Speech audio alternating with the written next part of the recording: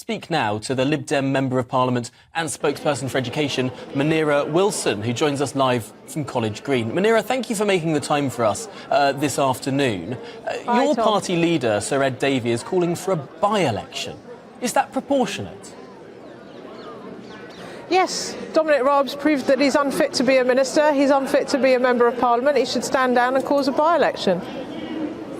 We're looking through some of these reports that have been put out, but also the text of Adam Tolley's report itself.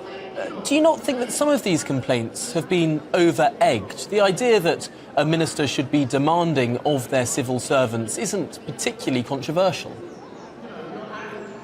Look, Tom, I've not yet had a chance to read the full report, as I'm sure you can imagine, but I know that there are references to intimidating behaviour, aggressive behaviour, persistently aggressive behaviour, humiliating civil servants. I wouldn't expect that kind of behaviour in any workplace, much less from a Minister of Government or indeed a Member of Parliament. And that's why I think Dominic Raab needs to step down and let the people of Esher and Walton elect an MP who will serve with integrity and serve their members of staff with respect. They're fed up of being taken for granted.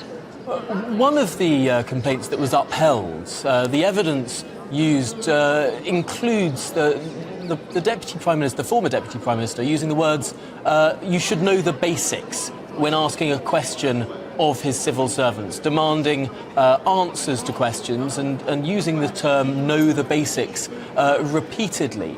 Of course, that doesn't sound like the most pleasant conversation on earth, but is that grounds for a sacking, for a resignation?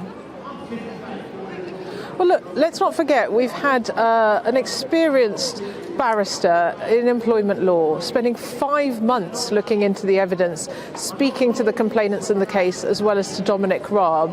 He clearly thought there was sufficient evidence to find two findings against Dominic Raab, and therefore I'm going to take his word for it. This was an independent investigation from an experienced barrister, and if he says that Dominic Raab's been found to be bullying, I think that is very serious indeed, and that's why I think it's right that Dominic Raab has resigned, but I think he needs to go one step further and step down as an MP.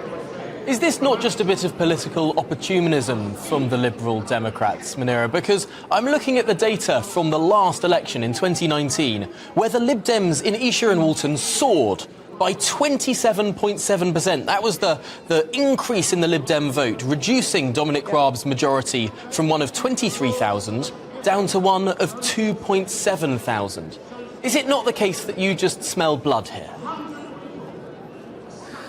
Well, no, I would be saying this whoever the MP was. And Tom, my constituency is right next door to Esher and Walton, so I've been spending a little bit of time there knocking on doors in the local elections.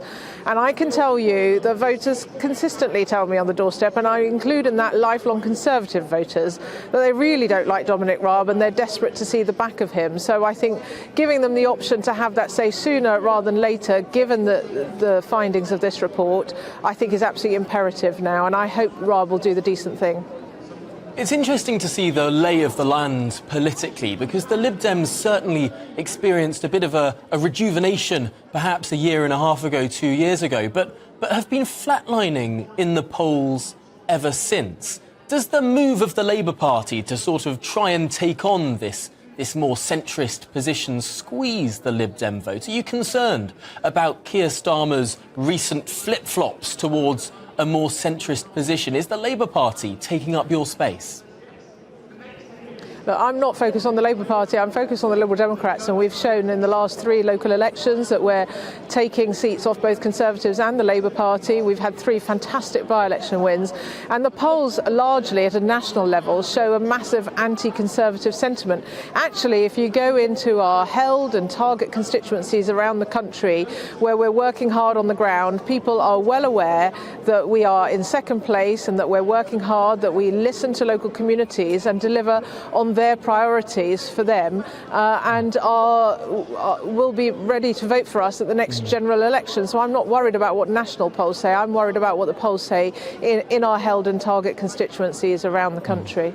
Well, just finally then in this conversation, you mentioned that anti-Tory vote, perhaps that coalition that could be brought together. Is there any rumour, is there any sentiment of a pact being sniffed out, what's sometimes known as a progressive alliance between the Labour Party, the Lib Dems and the Greens? Is that a possibility?